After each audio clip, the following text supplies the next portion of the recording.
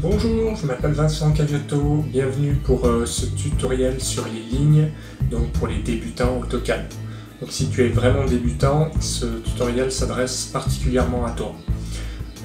Mais avant de commencer, tout de suite, logo.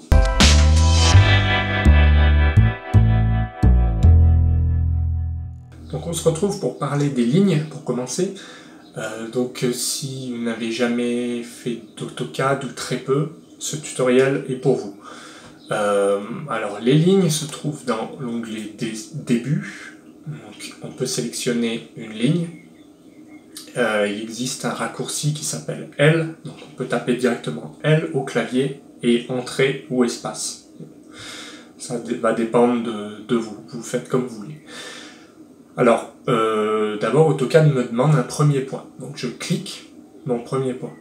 Ensuite, il me demande un deuxième point. Donc, si vous êtes en ortho, vous serez comme moi. Si vous n'êtes pas en ortho, alors ortho c'est ici, ortho mode, ou F8.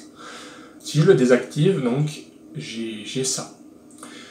Sachez que vous pouvez passer en repérage polaire. Donc si on clique en repérage polaire, on a des options ici.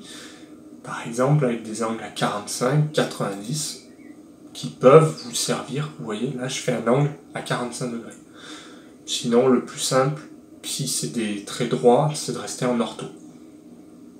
Alors, ensuite, ce qu'il faut savoir, c'est que moi j'ai activé la saisie dynamique. Donc, si on active la saisie dynamique, ça veut dire que les dimensions se mettent au-dessus. Donc, là, je vois que j'ai 2,30.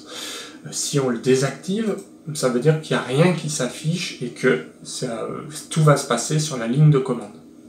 Donc après, c'est à vous de voir ce que vous préférez. Moi, je préfère DynMode, donc avec la saisie dynamique. Parce que c'est plus simple, on voit ce qui s'affiche au-dessus. Si vous ne l'avez pas, sachez qu'en cliquant ici, vous retrouverez la saisie dynamique. Voilà. Donc, là, je vais sortir. Donc ici, si par exemple vous voulez un trait qui fait 2 mètres, vous tapez simplement 2. Donc, ça va dépendre des unités. Donc ici, si je reclique dessus, j'ai bien un trait qui fait 2 mètres. Voilà. Alors attention, si on veut, vous voyez, si je me mets dessus, là j'ai un AutoCAD 2015, mais c'est valable pour les autres aussi, on a l'option étirer. Alors étirer, ça, en fait, si vous cliquez ici, par défaut, ça sera étiré. Et là, il y a modifier la longueur. Alors, en mode dynamique, ce qu'il faut retenir, c'est que par défaut, on va partir sur de l'étirement. C'est-à-dire que si on veut 2,50 m, on ne va pas taper 2,50 m, on va taper 0,5 m. Voilà. Donc là, j'ai 2,50 m. Par contre, si on veut absolument retrouver ou mettre 3 mètres ou 4 mètres d'un coup, on tape Tab. Et là, avec Tab, on passe donc en revue les différentes possibilités, à savoir changer l'angle, voilà, ou changer la longueur complète. Donc là, si on met 3 mètres, c'est bien la ligne qu'il s'agit. Donc là, la ligne au total fera bien 3 mètres. Et par défaut, donc, c'est de l'étirement. Donc si je veux revenir à mes 2 mètres en étirant, j'enlève 1. Voilà. Donc ça, c'est important à savoir qu'on peut jongler grâce à AutoCAD d'un paramètre à l'autre. Donc je clique et je tape Tab.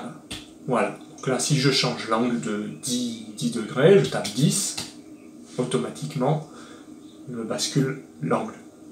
Si je voulais faire l'inverse, j'aurais pu très bien taper -10. Voilà. Après, ça va dépendre de votre configuration, je ne vais pas rentrer trop dans le détail. Mais voilà ce qu'on peut dire sur les lignes. Alors, pour les polylignes, c'est la même chose. Alors, ce qu'il faut savoir, c'est que si vous avez un groupement de lignes, vous pouvez le convertir en polyligne en tapant la commande PE ou PEDIT. Voilà. Si vous partez sur des polylignes, donc là, ça va être plusieurs lignes. Donc vous cliquez. Donc là, je vais mettre 2 mètres. Voilà. Et donc là, c'est bien des cotes totales. Si on veut 1 mètre, on tape 1. Là, je veux aussi 2. Et pour finir, soit vous cliquer ici, mais c'est pas judicieux. Le mieux, c'est de taper chlore. Donc chlore, on tape directement C au clavier et Entrée. Voilà. Donc là, vous avez bien une polyligne qui fait 2 mètres par 1 mètre. Donc la polyligne, ça fonctionne pareil. Bon, à savoir que là, tout ce qui est étirement, ça va être ce qu'on a ici. Donc là, ça va être des étirements. Donc si je veux 1 mètre, je tape 1. Alors, de la même manière que les lignes, si on veut changer ici la longueur totale que de cette partie-là, ce tronçon-là, vous voyez, j'ai cliqué ici et on peut le changer et mettre 3 mètres. Par contre, si on veut le changer en bas, de la même manière, on clique et on fait Tab, parce que là, c'est pas le bon qui est sélectionné. Je tape Tab jusqu'à ce que je sélectionne les bonnes cotes. Donc là, je vais taper 3, donc j'ai bien 3 mètres aussi. Donc là, pareil, si on veut étirer l'ensemble, on sélectionne ça et on fait 1. Voilà. L'avantage de la polyligne, c'est qu'on peut rajouter des sommets et des arcs. Donc sommet, on clique ici et on vient rajouter un sommet. Si je veux un arc, je viens sélectionner ici et convertir. Alors, j'étais trop vite et je clique ici. Voilà. Donc je vous disais tout à l'heure qu'avec des lignes, finalement on peut faire la même chose. Eh bien c'est tout simplement parce que là, vous voyez, c'est une polyligne, mais si je la décompose avec des... je tape DE, mais vous pouvez taper décomposer ou utiliser ce que vous avez ici. Ah non, là c'est effacé. Moi j'utilise pas du tout le ruban, donc ça me perturbe, mais bref, utilisez plutôt... vous avez là, décomposer. Voilà. Donc là, je vais décomposer, comme j'ai l'habitude de le faire, pour vous montrer que donc, si on va supposer des lignes. Voilà, là, on a bien des lignes. Si vous voulez faire une polyligne, vous tapez PE ou PEDIT. Je ne connais pas l'équivalent au ruban.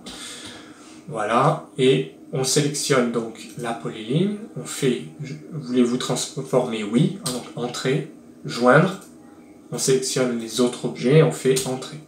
Et ensuite on fait entrée, voilà, pour finir. Là, c'est bien devenu une polyligne. Voilà, donc finalement, l'un ou l'autre, ça revient au même, ça dépend de ce que vous voulez faire. Et ensuite, ce qu'il faut savoir, juste pour finir, c'est que rectangle, c'est comme une polyligne, sauf que par défaut, voilà, c'est un rectangle. Alors attention, si vous voulez définir des cotes, il faut taper cote, donc C. Là, je tape C, ou vous cliquez ici, voilà. Donc là, il va me demander la longueur. Si je veux 2 mètres, je tape 2 mètres.